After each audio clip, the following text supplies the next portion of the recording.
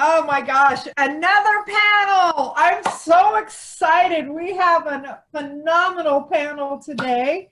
So typically I will introduce them, but today I decided, mostly because I didn't have enough time to prepare, I'm going to let them introduce themselves and learn and maybe some interesting information about them. And then we'll start our series of questions. And you all know the drill, that if you have any questions, throw it into the chat. And if we have a few minutes towards the end, we'll even do some live questions. But I'll make sure to track that chat to see if there's any questions for these guys. So I'm going to start with Sara Garabedian. Sara, I have known about you and heard about you from others, and I'm so excited to personally meet you today. Tell us who you are, where you're from, how long you've been in the business, and like I always ask, tell us something really interesting about yourself that none of us would get or guess. Okay, well, thanks for having me, Tina, and I'm excited to be here. This is actually the first time I've been on a panel, so I'm a little bit nervous, but I'm also a dinosaur in the industry, having spent over 35 years in real estate. So, I think I have a lot of experience and in a lot of different areas, but my niche market from early on has been warehouse conversion loft projects. So I'm with Red Oak Realty. I've been there for over 35 years. I had a brief 6-month hiatus with another brokerage, but I came back. And I am now partnered with my son, Tommy, who I feel is my ticket to retirement eventually. And he's going to be picking up he has been picking up a lot of the slack for me for the last 3 years. So other than that, the little fun fact about me is that I came to Red Oak in the early 80s as a Keller girl substitute for their receptionist while they were in between, you know, greeters at the door. So after about 1.5 years of doing that, I decided to get my license, and that's how far I've come since then. Wow, that's amazing. All right, that's very interesting. Kelly girl for Red Oak. I love it. All right, and Dan Clark. So excited to have you on the panel. Tell us about yourself and an interesting fact we wouldn't know. Well, I've not been in the industry as long as Sara has, but I know Sara very well, and she is definitely an accomplished realtor. I've been in the business for 16 years, and I'm originally from Detroit, Michigan, but I've been out here for 35 years. So, yeah, I don't, you know, my background is I used to be a photographer, and I'm an entrepreneur, and so I try to bring that specialty to the business. And so I got into real estate just being interested in it from a homeowner's point of view and fixing up homes and really having an eye for design. And so then when I got my license, I took those skills and brought it to the table. So I really love what I do, and I find it fascinating, you know, just the strategies and dealing with people. I guess a fun fact, in a past life, I used to be a high school quarterback and married the prom queen. So yeah, there you go. I don't talk about it very much, but yeah, so that's a fun fact. Made about you. All right, and then third is Kim Cole, and I couldn't believe I didn't even think of her about this. Actually, Jason Mitchell said, Kim Cole, condo queen. I went, oh my God, of course. And I have known Kim for a short time, but have just always felt drawn to her. So Kim, tell us about yourself and a fact. Well, thank you, Tina. I appreciate the introduction and the opportunity to be with everybody on the panel with these skilled experts. My name is Kim Cole. I own a small brokerage in Oakland, Kim Cole Real Estate. And I've been in the business not quite as long as Sara. I'm actually really honored to be around someone who's got a few more years in the business on them than I do, but 32 years. And started really my career, a great portion of my career was working for the man in terms of working for big home builders. And then I kind of migrated into development. And I think Sara and I crossed paths in a lot of ways with the whole development side of things. And decided to hang up my shingle about 5 years ago and open this brokerage. And it's been awesome. So yeah. And fun fact, oh gosh, let's try this one. So I guess you would say I'm somewhat of a wine aficionado. I love to drink wine, like hopefully many of you do. But I actually have my WSET certification, which is kind of the winemakers, wine educators, equivalent to a psalm. So yeah, that's a fun little fact. Oh, that is fun. All right, guys. Well, so today's panel is called "What's Your Niche?" And the idea behind it is this: to tell you the truth, we all know that if you become a doctor, you'll do okay. If you become a specialist, let's say a plastic surgeon, you're going to do better. But if you become a hyper specialist, like you focus on under eye bags, you're going to do really well. So the more you niche in any industry, the more specialized you become, usually the more you can charge and more in demand you are. So today it's what's your niche? So I'm going to go around the panel with the first question. What is your niche? What is your specialty? And Sara, you kind of hit on it, but I'll let you talk about it again, which I thought was so interesting. Well, I got started in my niche market, which mainly has consisted of converting warehouses to lofts back in the late 80s, early 90s. And I've worked with several developers who have brought anywhere from 6 to 20 units to market. And most of them are live work. Most of them have a mixed use component. And predominantly those have been located in Emeryville and in West Oakland. So it is a very specialized market. It's a very different product. I mean, all lofts are condos, but not all condos are lofts. So it's a very specific product that has a less broad target market, and that's been something that I've had to develop. How do you reach people that are, that you can match with this kind of a unit? And so there have been many ways that I've done that over the years, and so that's a start. Thanks, Sara. Kim, talk about yours. You mentioned it as well. What is your niche? My niche is luxury modern condo, really.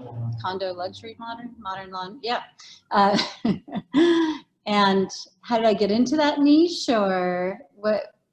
Is that what you're gonna, yeah? Is that where we're going?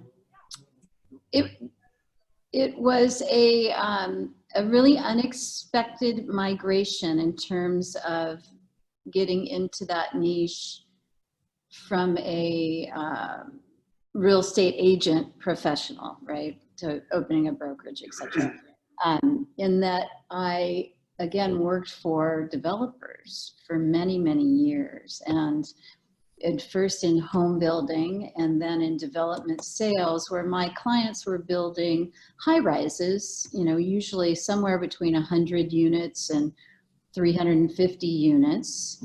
And I found the business just exhilarating, from jumping on a plane twice a week, going to LA and San Diego, and figuring out how to sell a building, basically, and how to work with a client and all the design elements involved in that. And it's just such a dynamic, exciting, urban, professional organization position to be in. And I just thoroughly enjoyed it.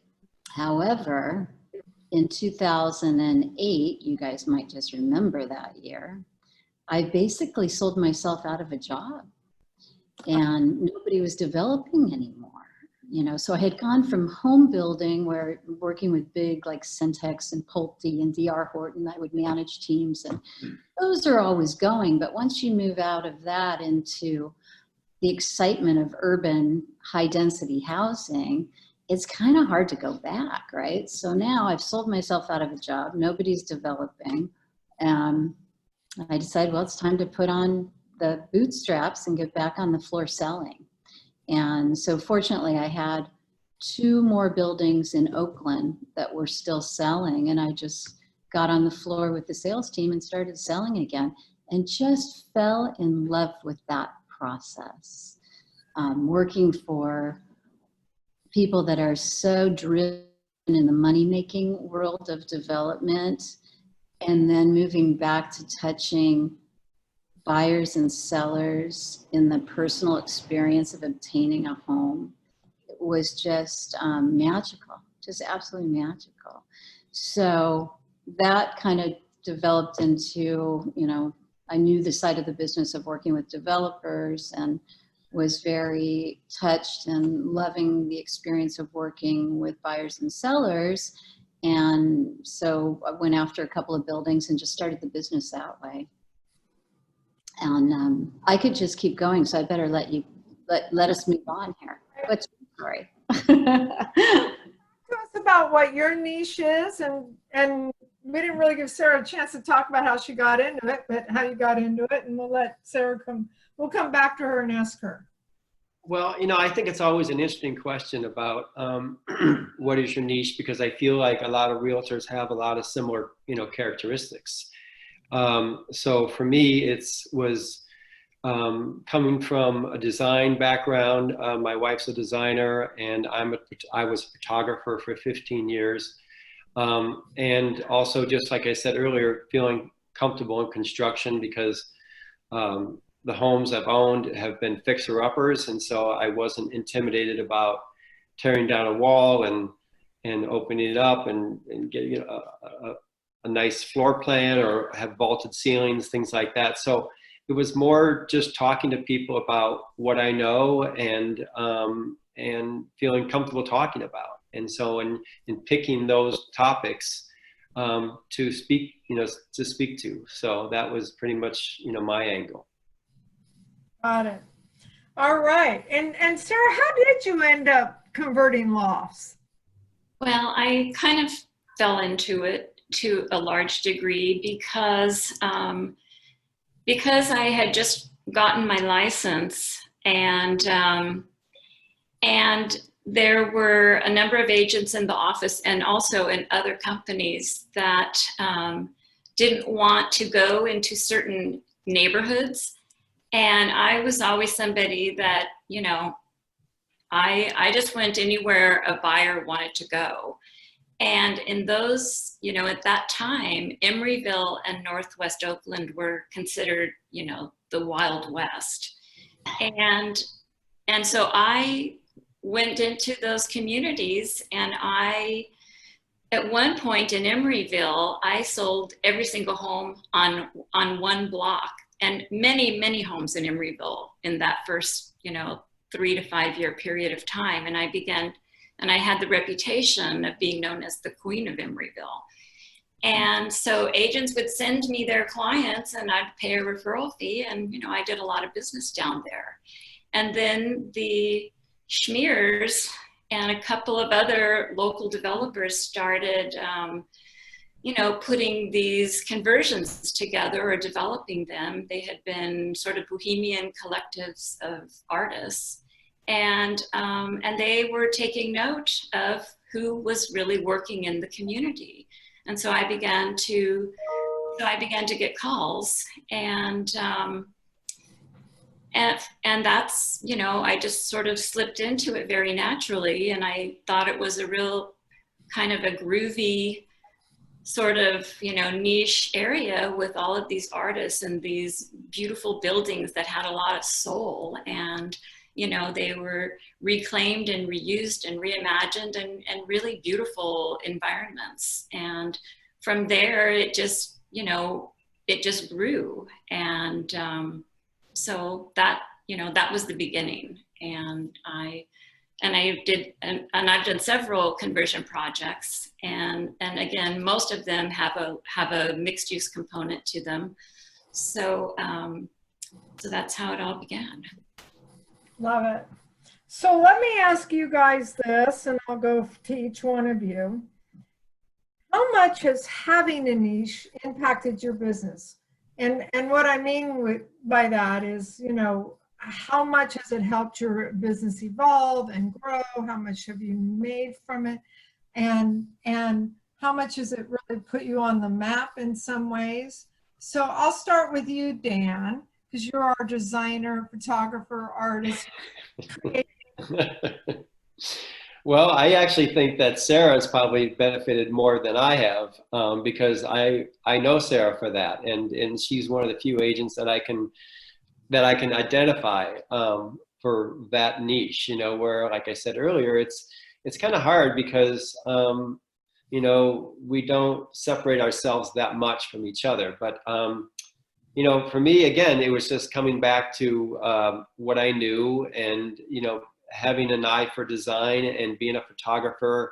I brought those skills into a home and looking for its potential, what we can do to accentuate the bones of the house and use that in a marketing way. And also, you know, what are some different twists that we can give it that would draw more attention to it. So I think, you know, just being an entrepreneur, I have always thought, you know, a little bit creatively about things in problem solving, and separating yourself a little bit from what else is out there all the time. You know, there's so many things that look cookie cutter, and I think it's even more challenging today because everything looks the same. You go online, you look at all these houses and they all look the same. So whatever you can do to give it a little bit of a twist or a little bit of a separation, I think just holds people's attention a little longer, which is, you know, the name of the game.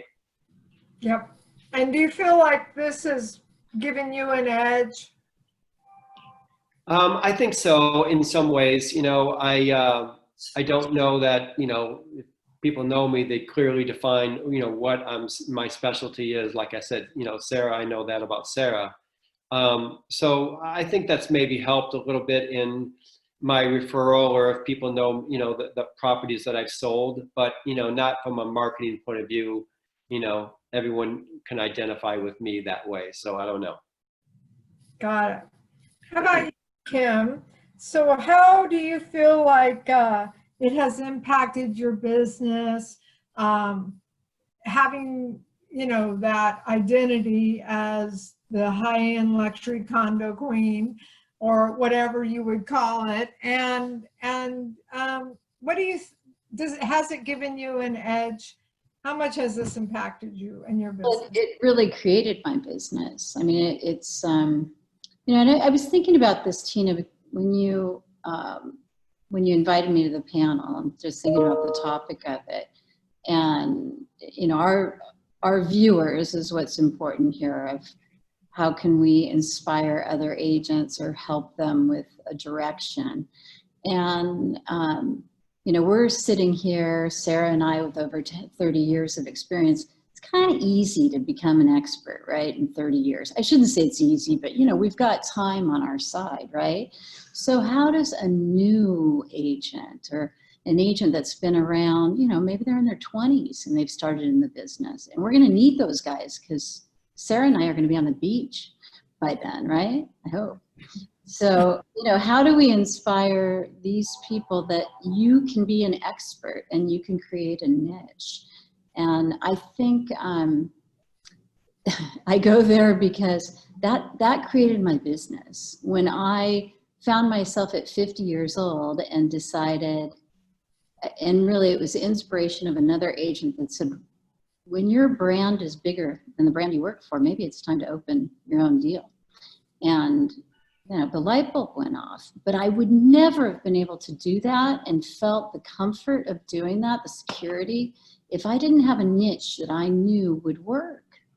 You know, it was calculated. It wasn't just happenstance or luck of doing this, but some suggestion, some luck, and really figuring out that I had something that really made me stand out from the average person. You know, and I think also along with creating your niche is believing in yourself as an expert or becoming an expert. A person with a couple years experience in this business can become an expert. You know, you just got to focus on it. So. Yep. I love that. Sara, how about you? How much would you say, I know you mentioned that during these times the business has changed a little bit over the life of your career, the fabulous career you've had. How much has having the niche of being these loft conversion, how much has that impacted you? You know, like I could say for what I was doing, 80% of my income came from what was my niche. And it, you know, it's really what I built my whole career on. What would you say it was the impact for you in your business? Well, at the time, you know, I had sort of a little bump in the road also when the market kind of crashed and the developers started withdrawing. I mean, a lot of them couldn't fund their projects and a lot of that stuff was on hold. There was a lot in the pipeline and suddenly it went dry.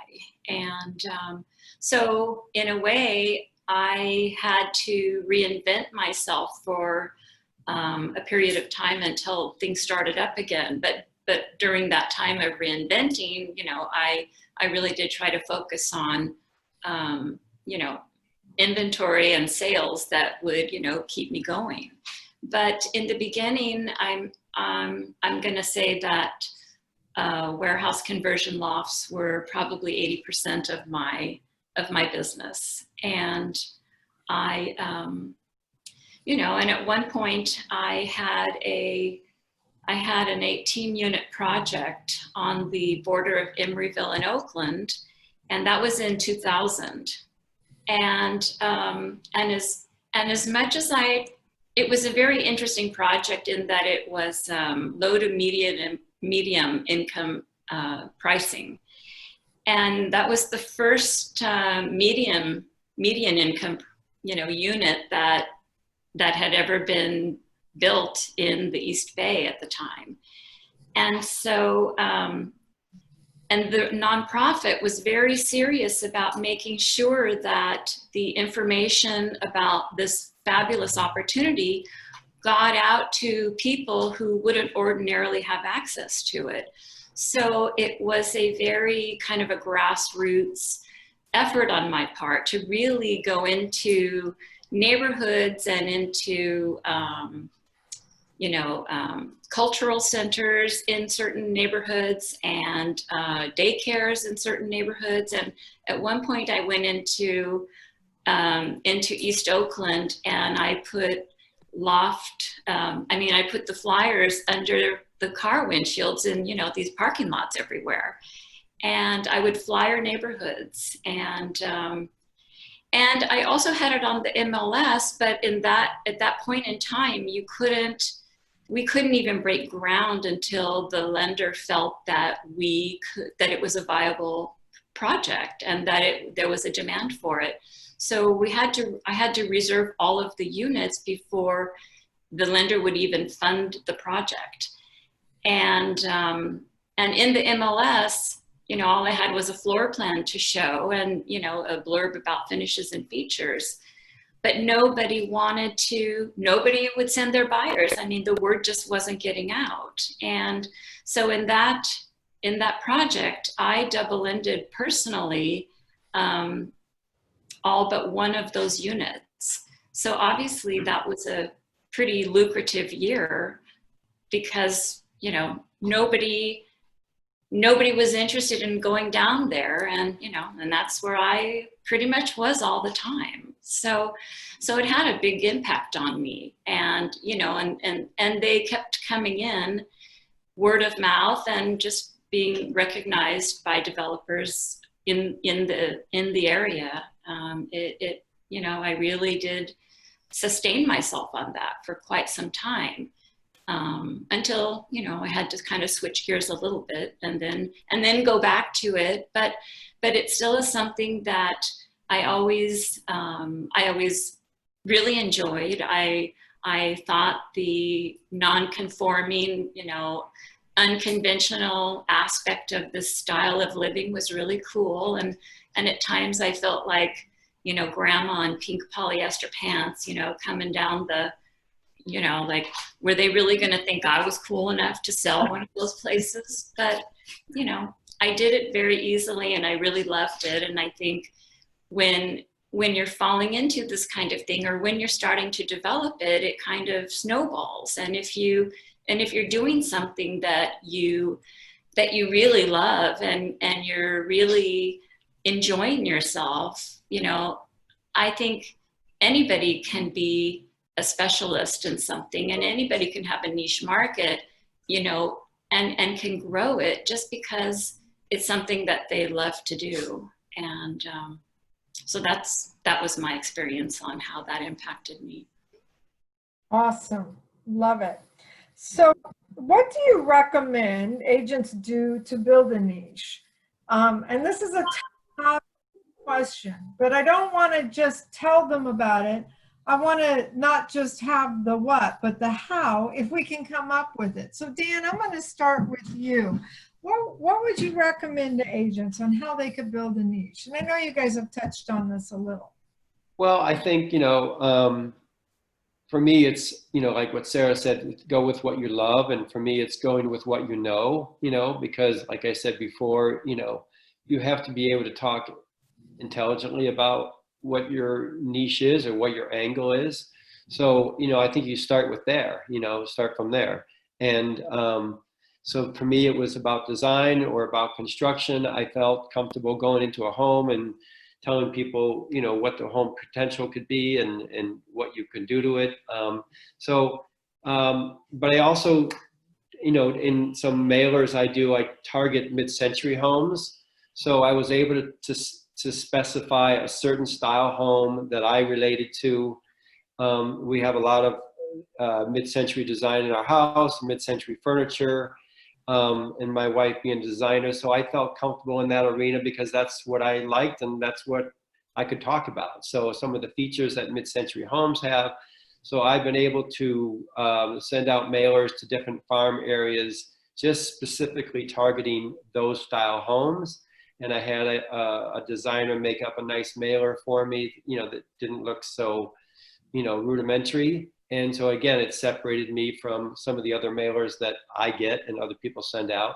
So again, it's something that, you know, you have maybe a vision for and looking for ways that you can separate yourself from anybody else, you know, because, you know, again, the entrepreneur in all of us has to kind of look at each other, you know, look at business through the consumer's eyes and, you know, what are we responding to and what, you know, attracts us. So starting from there and then working backwards.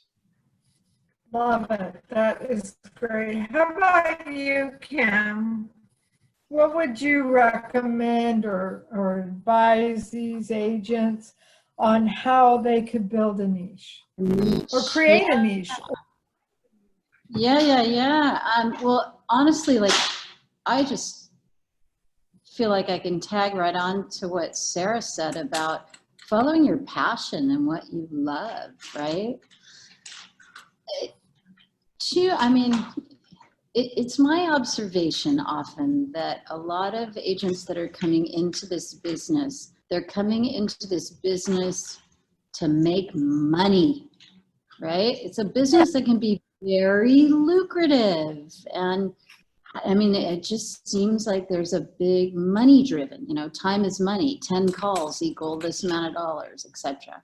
And I think that's a really confusing message to try to brand yourself with, right? That's not going to work for anybody.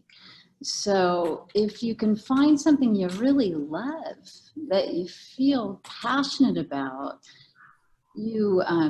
there's just nothing like authenticity and passion to get other people excited and to remember you by.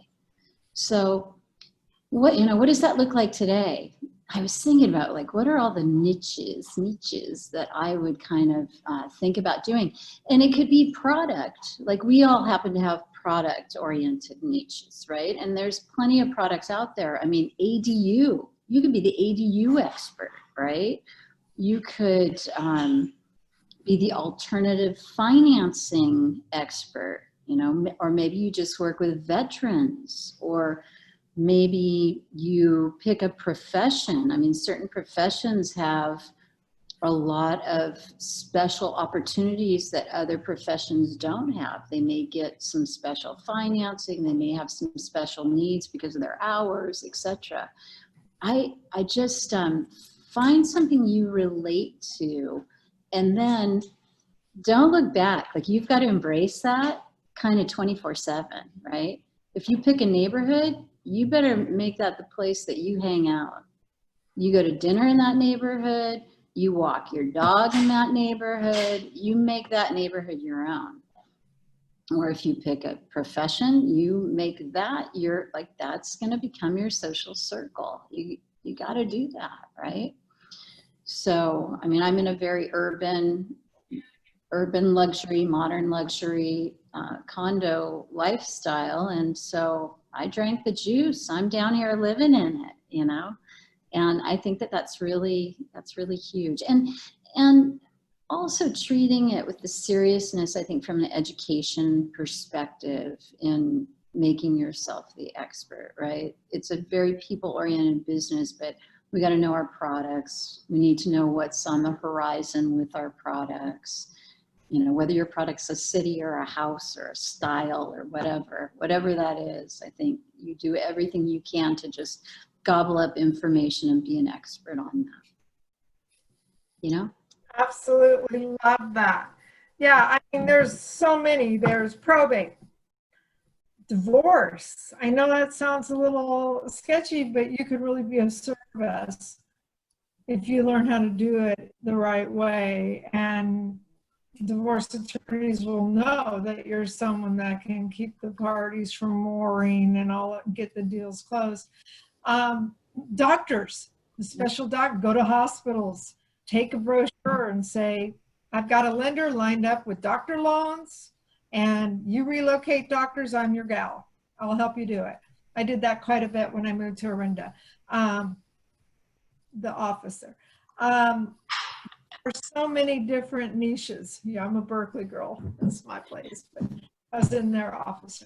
So yeah, just look at what other people are doing. Don't try to duplicate what they're doing because they got that niche, but look into it and see, maybe you were an architect and you can really build your niche. I know I thought I saw Bishak on here. I know she's an architect, and you can really build on that niche. So there's a lot of different things out there you can specialize, new homes, condos, etc. Research, find out what it is you may have a background in. Sara, same thing from you. What would you advise or recommend? I think I would recommend what everybody is recommending. Just, focus on something that you find that you enjoy doing. And I mean, I've had different focuses throughout my career. And, at one point I did a lot of sales in North and East Richmond, and I represented a lot of single women. And, for a while that defined me. So even if you don't maintain, the same foothold in something for your entire career, I think that there are many opportunities to be known for, any number of things. And The market can dictate that at times, and other times, you know, social interactions can dictate that. But to me, it's a matter of, you know, staying focused on something, and as Kim said, really learning everything about it, so that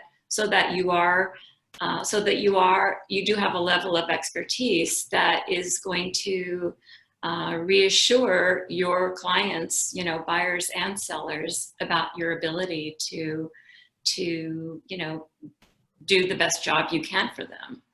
And so it's, you know, to me, sometimes focusing on one thing can be very limiting. And as Kim and I both have experienced, you know, we've sort of had these rude awakenings where, what do we do now? But ultimately, you know, we managed to come back to things that we're good at doing. And so, you know, niches are great, but I think there's a lot more to real estate than just being a specialist in one certain area. And I think that if you do just focus on one thing, I think that can be, you know, that can narrow the field somewhat. So I'm kind of on both. I think it's kind of a double-edged sword to a certain extent, but I think it all boils down to staying focused and knowing your market and doing the best you can. Thank you.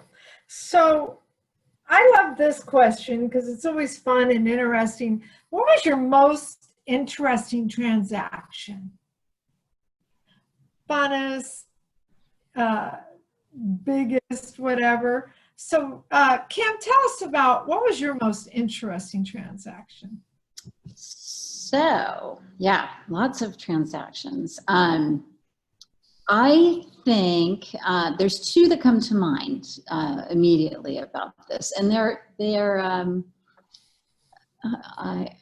unusual. I don't know if it's unusual or just circumstance, but probably worth sharing. So let me think.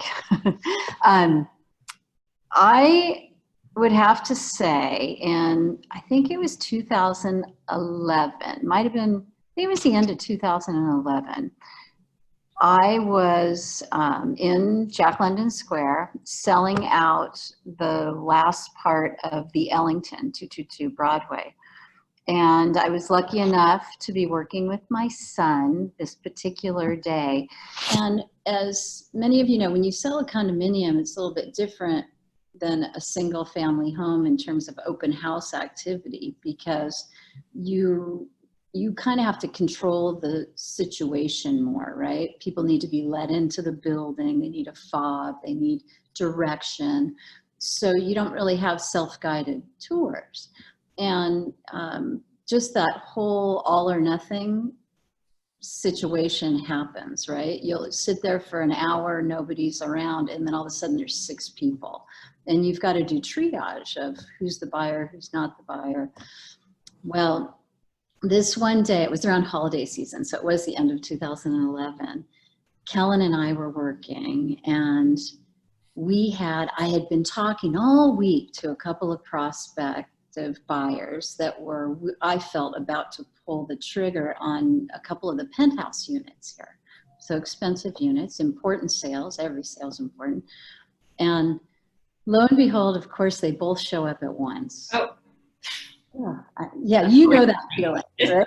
Mm-hmm. They both show up at once. And so fortunately, Kellen is a very good salesperson, and I had no problem saying, all right, let's divide and conquer. So he took a group of people up.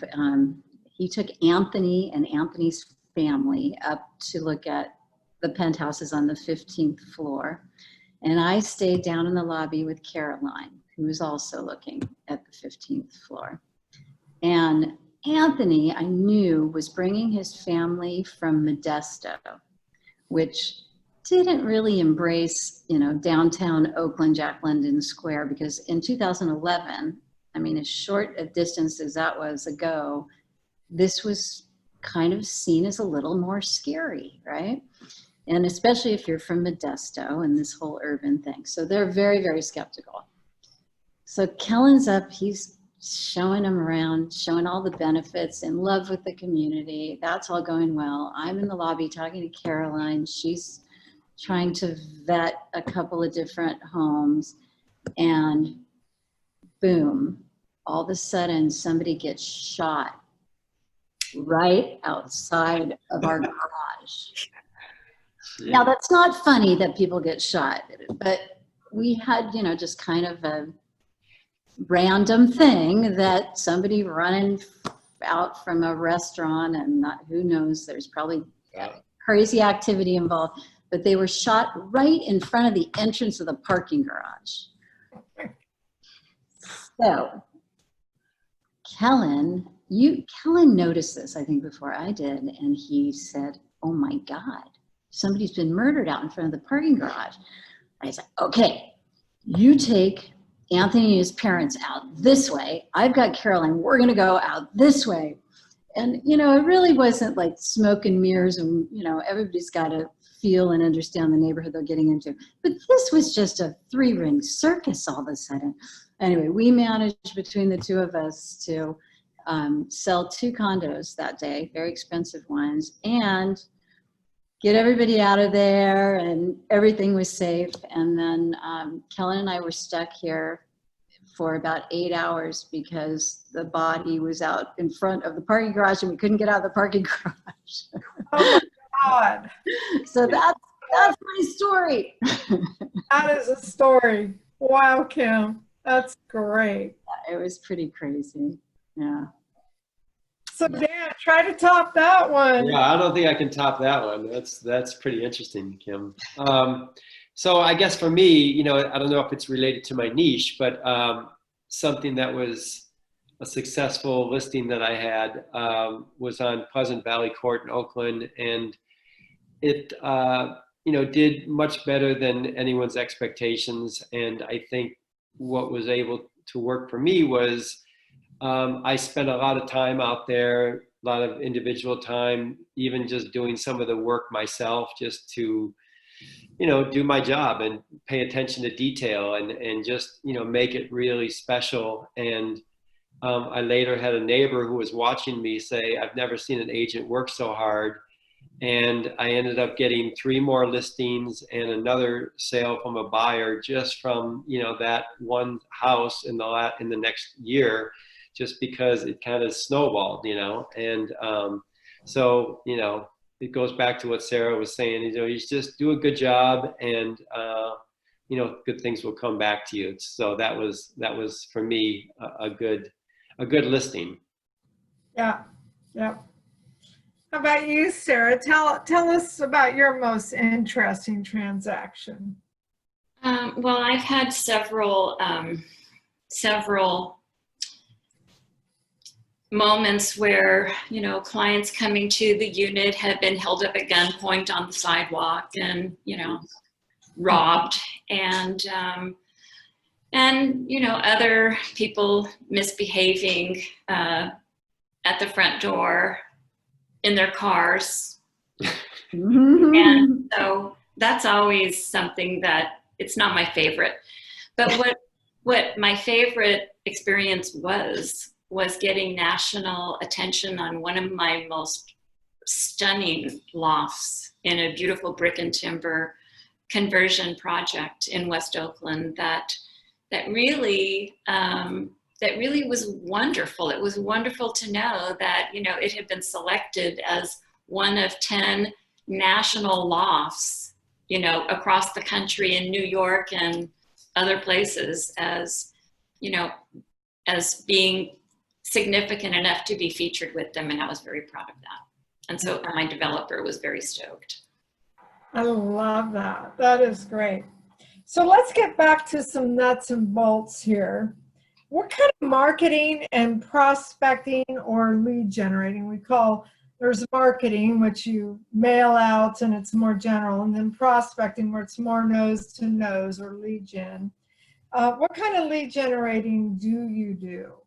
Whether it's in regards to your niche or not. What kind of things do you do? So Kim, we'll start with you. Well, in terms of marketing, I mean, we use social media quite a bit with eBlasts, and hopefully you guys all know that, right? With eBlasts and Facebook Live and, you know, various different types of social marketing websites, ads and all of that.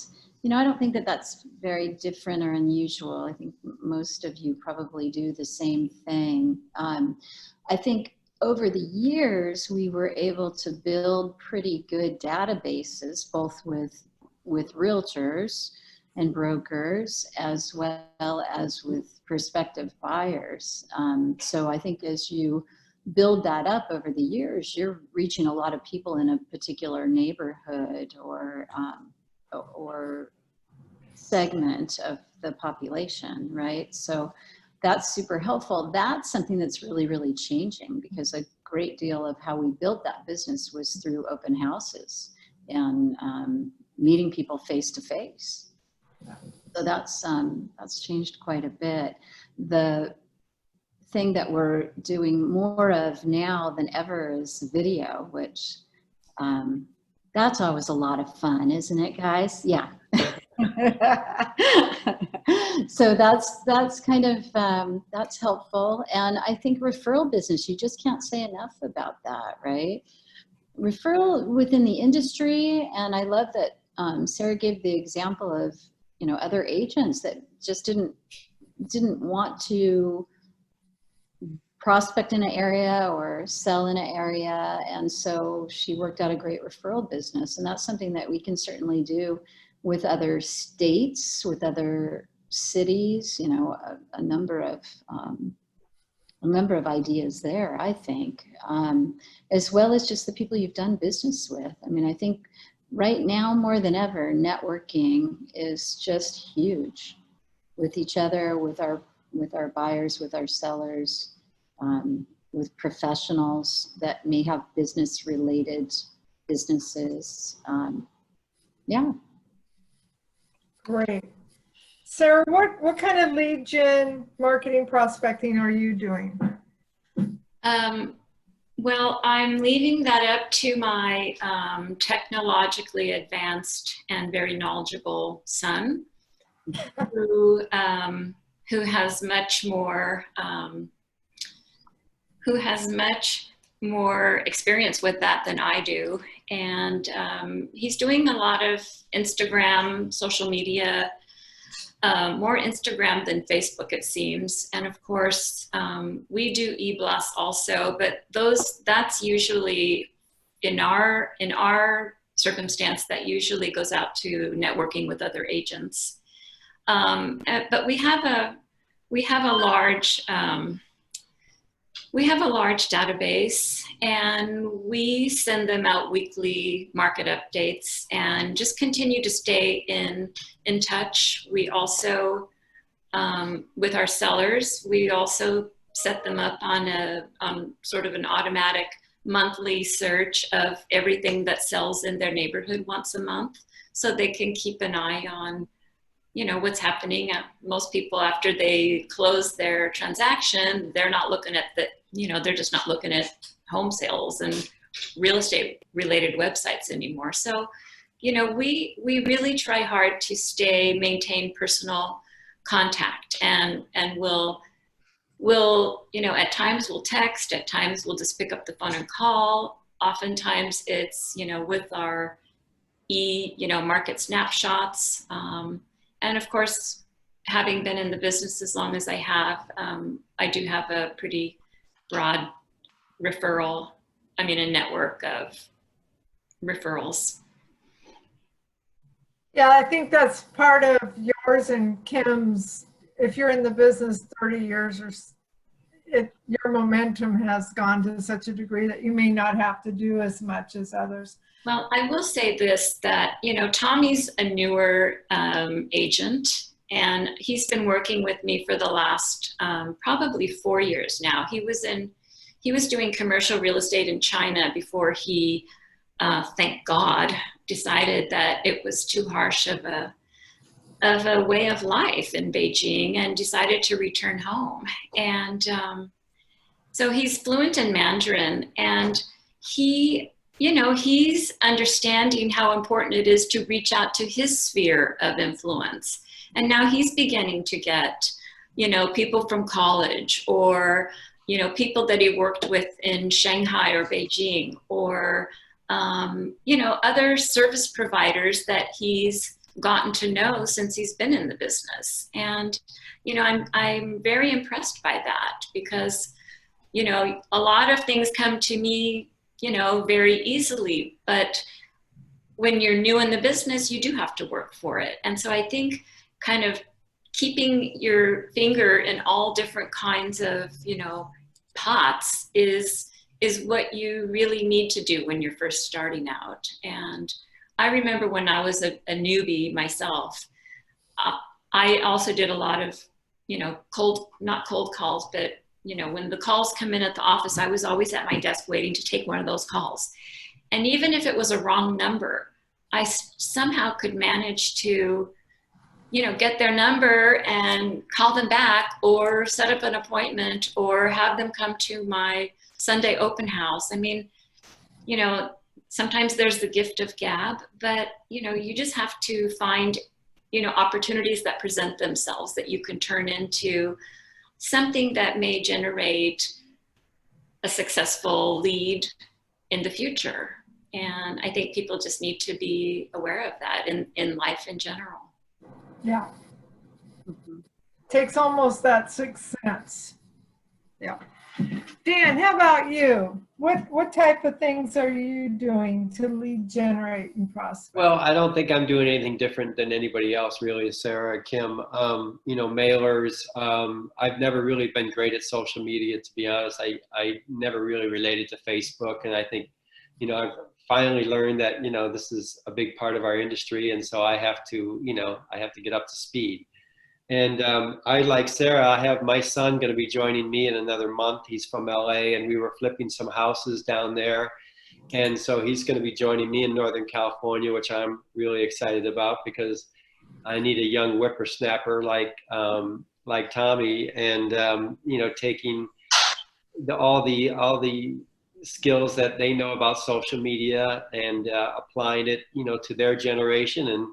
And so I'm excited about having new blood and kind of advancing this whole marketing forward. So we're kind of re-examining everything about what we need to do. And even a little bit of what Sara says, I think you're constantly evolving in this business. So you might start out having a niche, or maybe something that you're comfortable with in a certain time of your business. And then all of a sudden that starts to change, and you can go a different direction. So I think that's the challenge of just being an entrepreneur, is that you always have to constantly be asking yourself, how do I become relevant? How do I become interesting? How do I become new and refreshing? It's not, when you're in the business, I'm not in the business as long as Kim and Sara, but 16 years, you do, have a database of referrals, and sometimes that can be a double-edged sword, because you can kind of relax a little bit on those, instead of constantly being, marketing and being aggressive that way. So I'm looking forward to advancing that part of my business and getting a little bit more up to speed on the social media. But one thing I can add too, Tina, is that, when for me anyways, when I do my mailers or whatever, it's always with the point of view of being a little different, a different angle than just what we all have a skill set to do, whether it's, like I said, mid-century homes or a creative angle or something. It's always a little bit different. So that's my approach. Yep. So we're getting close to the end of the hour, so I'm going to go around. My favorite question is, what piece of advice would you give these agents who are in our real estate community, our family, and whether they're new? I see a few new faces, and new people I know are new to the business, some people who have been around a while. And also, if you want to throw anything in, has there been something you've done differently during shelter in place and the COVID? And if not, that's fine too, but anything you have to say is our last time around the panel. So I'll start with you, Sara. Any advice or information you'd like to share with our group of agents here? I think, you know, it's very interesting, you know, having to endure the market in this way after having built up your arsenal with, you know, very effective marketing tools. And so this is a time that, you know, there's like another kind of a pivot going on where you really have to focus on what you can do with the kind of restrictions in place. And I'm sure that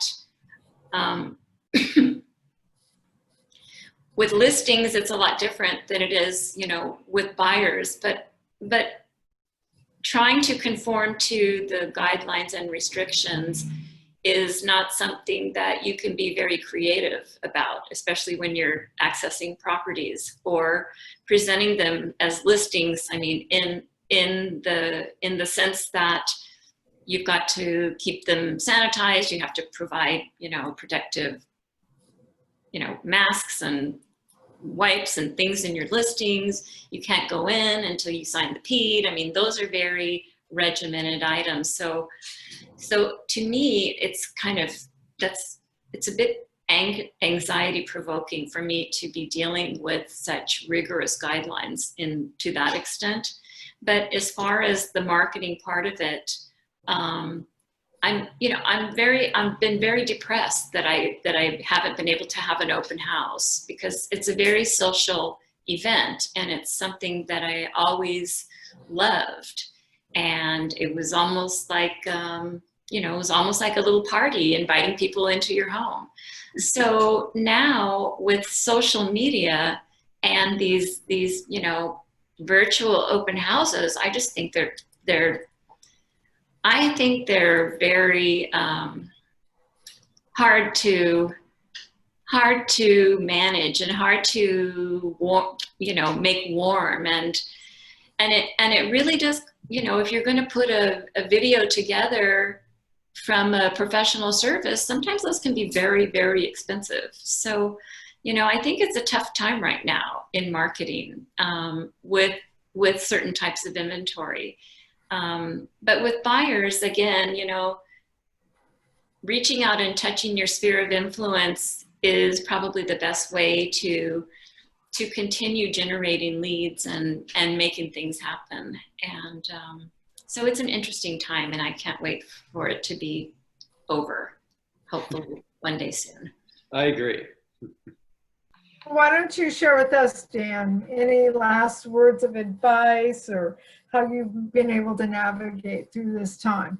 Well, I just, you know, quickly talk about the COVID, like Sara. I'm really frustrated at this point too, and it's really thrown me a big curveball, and I give people a lot of credit that they've been able to adapt to this. But I think, you know, going back to your question, you know, if you're a new agent, what are some of the advice you can give people in marketing? And I go back to, you know, find your added value, find your uniqueness of what separates you a little bit from everyone else, and what are you good at, and what do you love doing, and, you know, what do you feel comfortable talking about, and then just promote that part as your brand, you know, and stick with it. You know, it's like what Kim said, whatever you know, decide to do, stick with it, and, you know, be persistent, you know, so. Thanks, Dan. So I'm gonna let you bring us home, Kim, with last words of advice, anything that you would like to share with our family of agents. Sounds great. So I think I'm in good company to be able to say I don't think we can ever rest on our laurels, right? To be good in this business, and I think that's what I'm hearing, you have to be ready to reinvent yourself, do things differently, and work hard to, I love what Dan said, work hard to add value and think about it. Like, do things intentionally.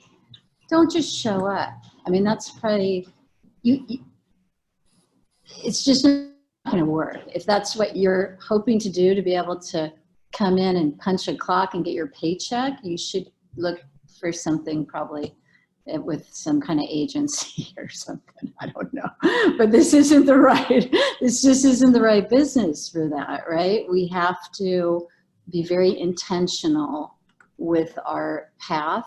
We have to develop a strategy every day, every week, every month, right?